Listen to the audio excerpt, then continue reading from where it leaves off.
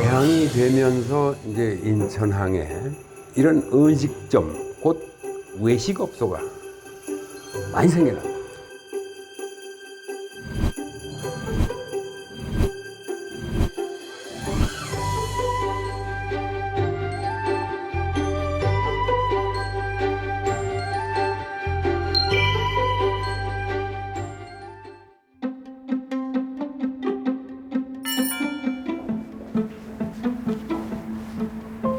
안녕하세요.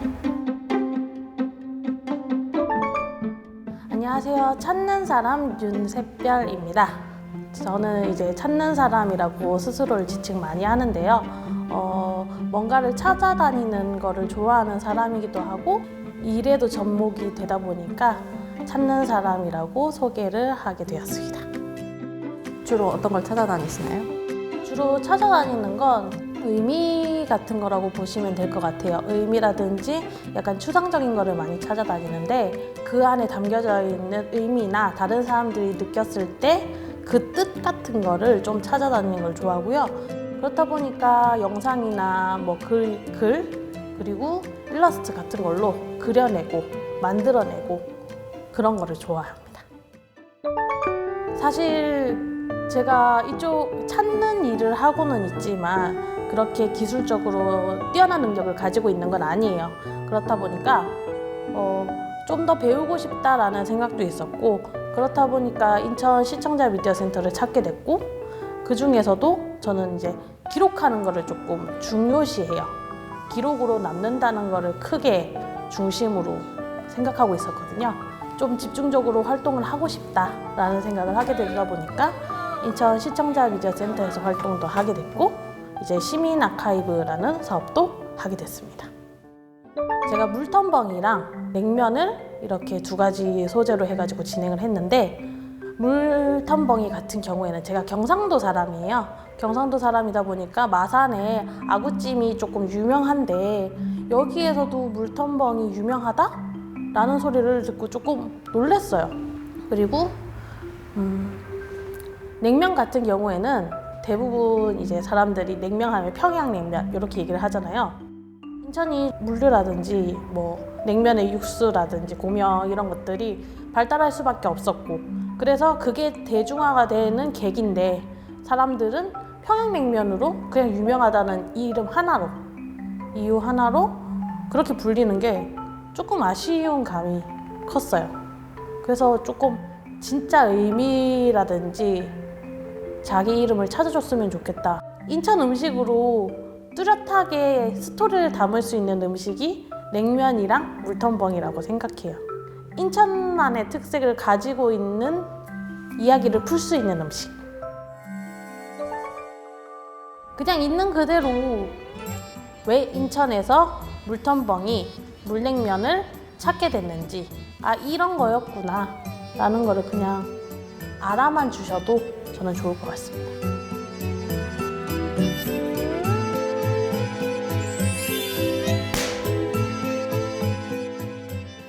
영어 이름은 블랙마우스 앵글러, 우리나라 말로는 아귀라는 정식 명칭을 가진 못생긴 생선의 또 다른 이름, 물텀벙이입니다.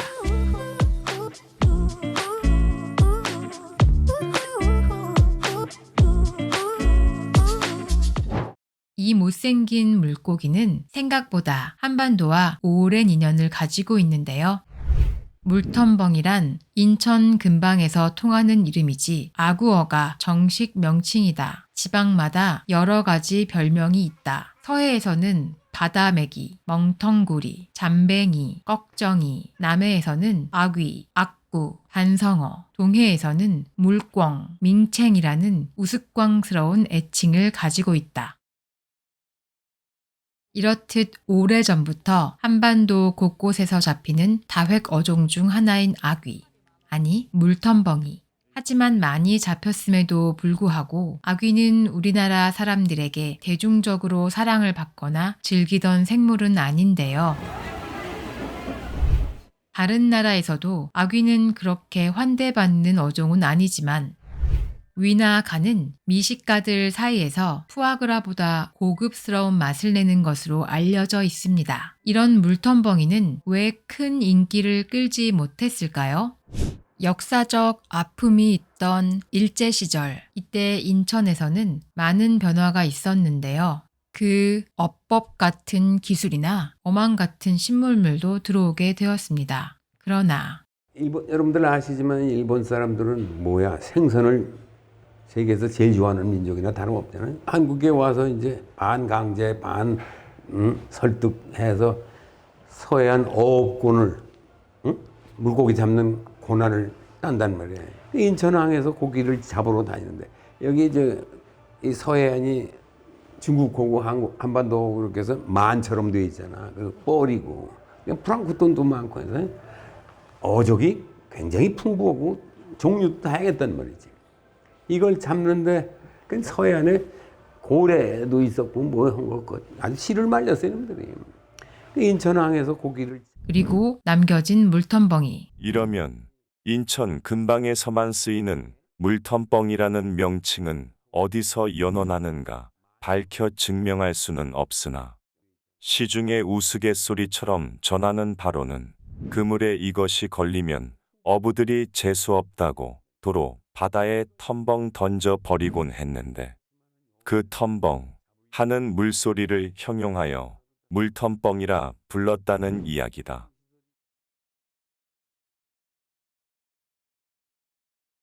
그리고 물텀벙이라는 이름의 뜻, 뭔가 슬프면서도 애잔한 느낌이 나는데요. 인천의 향토 음식이라는 책을 쓴 김윤식 시인, 1947년생 인천 출신의 그는 연세대 국문학과를 나와 시인으로서 다양한 활동을 하던 중 인천의 향토 음식을 펴냈습니다. 사실 일본에서도 아귀는 간이나 위 등의 특수 부위만 고급 식재료로 선호했는데요. 손질하기도 번거롭고 아귀살을 선호하지 않았던 일본, 그들은 더 맛있고 풍부한 어종을 가져갔지 아귀는 선호하지 않았습니다. 이외에도 아귀는 참 못생겼습니다. 널찍한 입과 턱 때문에 마치 심술보가 붙은 듯해 보이는데요. 우리나라 속담에 보기 좋은 떡이 먹기도 좋다고 생선이 정갈해 보이지도 않고 심술이 붙은 듯한 모습을 가지고 있는데 누가 좋아했을까요? 60년대가 되면서 시장 구경을 즐기는 버릇으로 하인천에 있던 수협 공판장에 다녔는데 그때 처음으로 일어 그대로 앙꼬로 불리는 괴상한 생선을 보았다.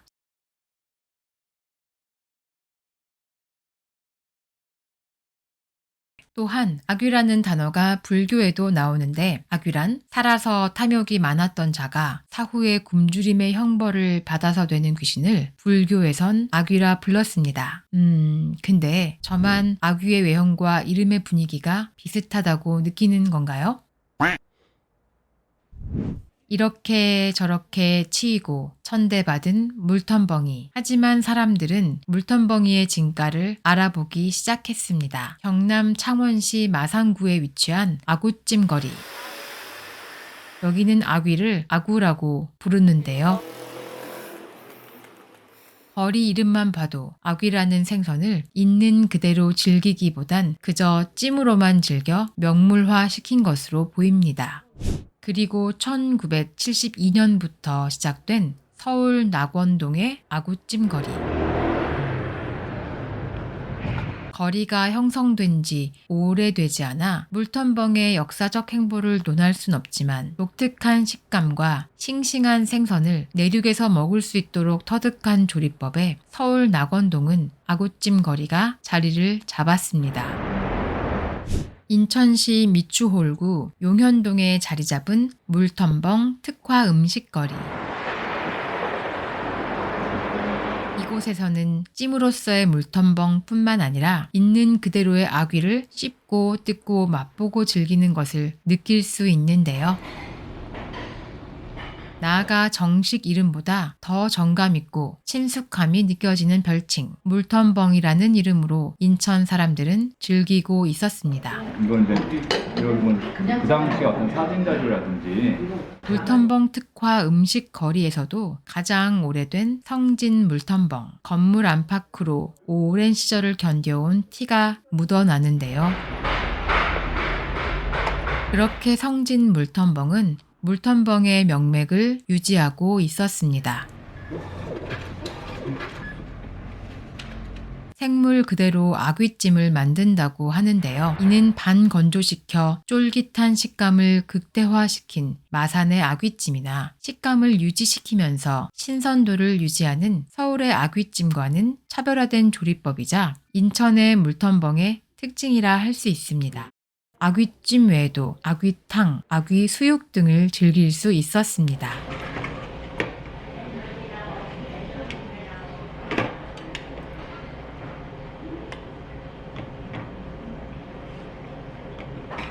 맛과 매력은 각각 다르지만 애잔한 역사까지 더해져 괜시리 아련한 느낌이 절로 드는 물텀벙이. 오랜 시간 못생겼다는 것 때문에 좋은 대접을 받지 못했던 물텀벙이. 시간이 흘러 이제는 맛으로도 인정받고 매력적인 식감과 다양한 조리법으로 화려하게 변하는 모습에 대중의 사랑을 듬뿍 받으며 더욱 맛있는 물텀벙이로 기억되길 기대합니다.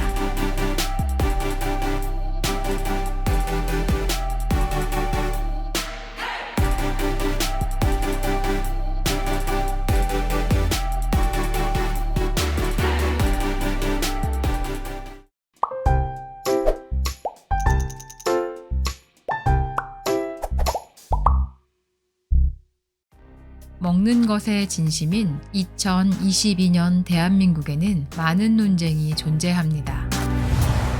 사랑이라는 각자의 감정과 기준으로 나눠진 깻잎 논쟁. 입맛과 취향으로 구분되는 탕수육의 부먹과 찍먹.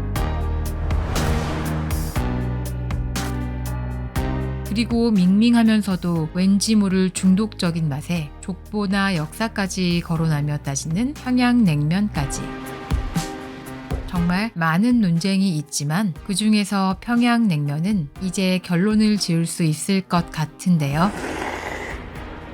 제대로 알고 보면 논란의 여지도 없고 오히려 역사를 배우게 되는 이야기를 시작하겠습니다.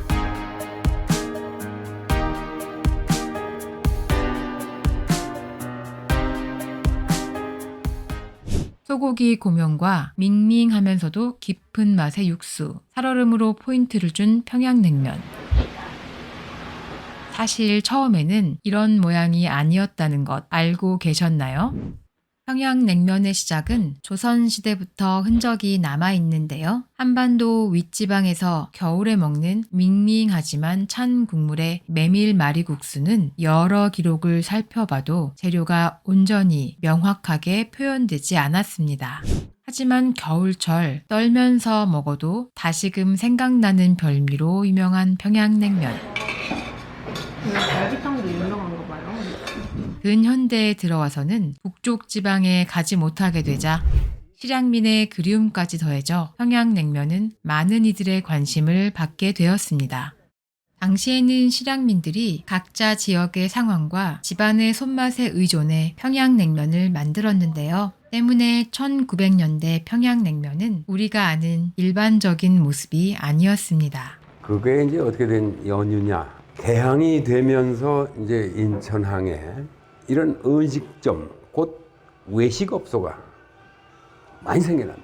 근데 외식업의 음식 종류가 냉면, 그리고 해장국, 추어탕, 이 세 가지가 이제 대표적인 음식인데, 이게 냉면이 본래 겨울 음식이었는데 차게 겨울밤에 그 찬 음식을 먹고 덜덜 떨고 아랫목에서 이제 이불을 뒤집어 쓰고 앉는 건데, 인천은 이걸 여름 음식, 즉 사계절 음식으로 만들 수 있었던 결정적인 또 이점이 있었던 거예요. 그게 뭐냐면 얼음 공장이 많았던 거예요. 이 얼음 공장이 물고기 잡을 때만 기계를 돌려서 얼음을 생산하고 나머지는 쉴 수 없잖아요.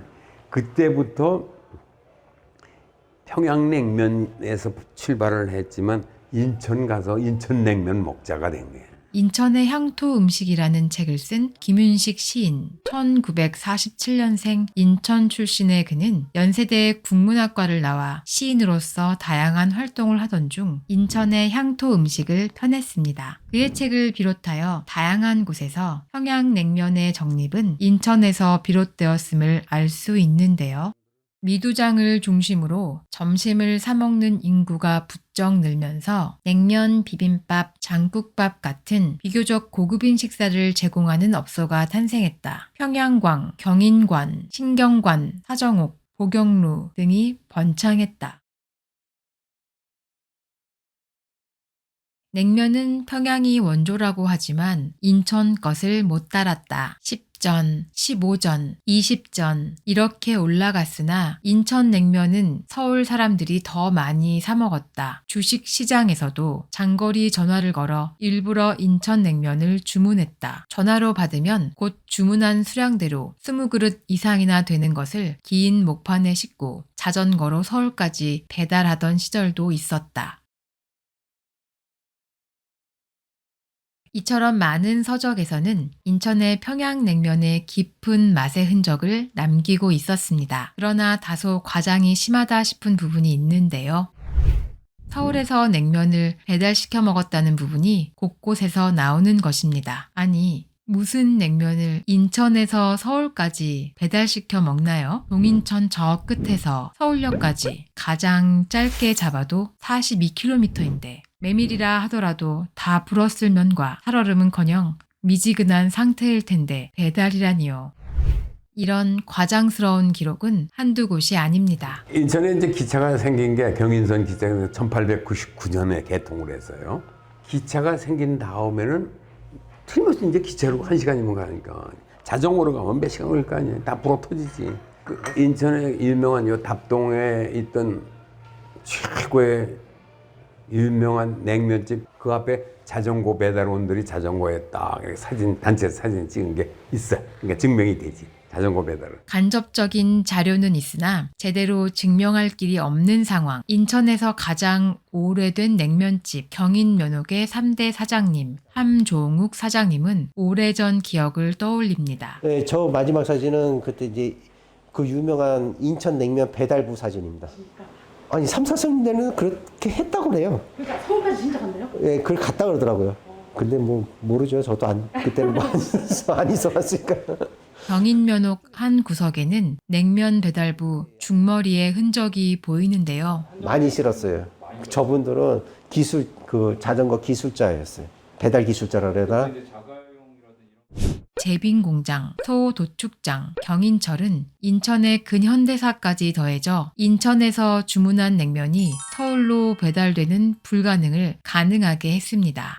인천에서 가장 오래된 냉면 전문점 경인면옥, 옛 서적에 등장했던 냉면집 중에서 지금까지 남아있는 77년 동안 인천을 지키며 3대를 거쳐 버텨온 역사적인 장소인데요. 가게 곳곳엔 긴 시간을 지켜온 맛에 대한 자부심과 세월의 흔적이 그대로 남아있었습니다. 원래는 제가 이 직업을 안 했었어요. 여기를 안 했었고, 근데 이제 제가 어릴 때서부터 그 학교 다닐 때나 그럴 때도 이제 틈틈이 보고 배우고 그런 거는 다 해가지고 냉면 다 할 줄은 알았었어요. 다만 자세한 거는 몰랐지만은 저희 아버님, 어머님이 좀 이제 몸이 안 좋아지셨어요. 그래가지고 안 좋아지시다 보니까는 아쉽다. 너가 가서 좀 해줬으면 좋겠다. 그런 말씀을 하시고 너가 좀 이어가 줬으면 좋겠다 해가지고 그때서부터 배워가지고 한 거예요. 여기까지 와봤는데 맛을 지켜낸 평양냉면의 맛 안 볼 수가 없겠죠? 날은 약간 쌀쌀하지만 평양냉면을 시켜 먹어보니 이전에는 밍밍하게 느껴졌던 국물의 맛에 투박했던 그 시절과 인천에 자리 잡은 도축장의 흔적인 소고기 고명으로 치열하게 살아온 이들의 삶이 함축되어 있는 듯 풍미가 느껴집니다. 누군가에겐 자극적이지 않아 뚜렷한 인상을 심어주지 않을진 몰라도 오랜 시간을 거쳐 추억을 담아 만들어진 냉면의 맛은 한 구석에 자리 잡아 이따금씩 생각나게 합니다. 시간이 흘러 지역을 넘어 많은 이들의 손을 타 내려온 평양냉면이 인천을 통해 깊은 맛과 추억을 살릴 정도로 자리 잡게 되었다면 이제는 이 평양냉면, 인천냉면이라 불러야 하지 않을까요? 그 당시에는 저기 수동이었거든요. 그 이제 그때는 남자들이 굉장히 많았어요. 이제 반죽하는 팀 따로, 이거 냉면 틀 누르는 사람 따로. 그 틀 누르는 사람 한 두세 명 있었어요. 거의 매달려서 눌러야 되니까는. 그리고 고명하는 사람 따로. 그때는 이제 남자들이 많을 때. 그 장면이 주방에 일하는 장면들이 눈에 밟혀요. 아직도 많이 생각나고.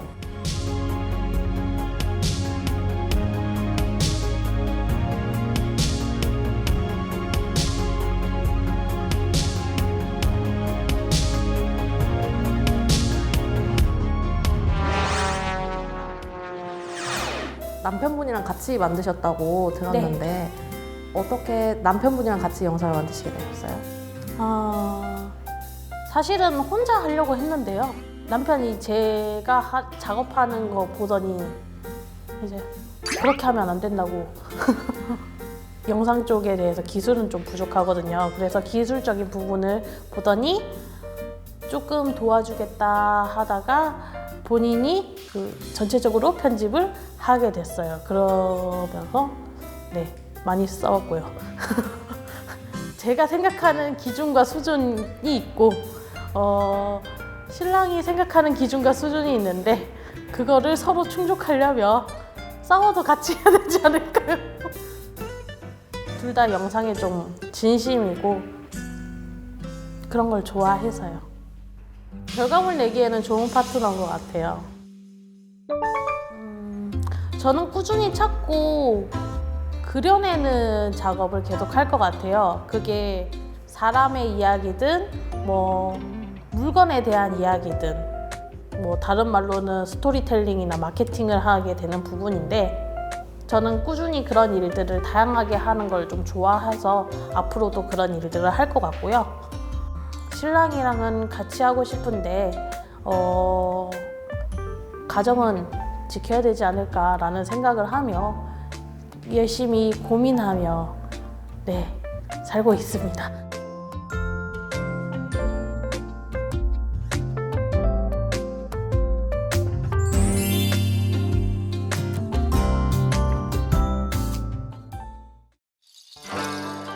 여러분들은 인천하면 떠오르는 음식이 있나요? 닭강정과 짜장면을 주제로 만들었는데요. 뭔가 우리가 이제 친숙한 음식인데 이게 과연 어디서 시작을 했을까라는 호기심으로 영상을 제작하게 됐습니다.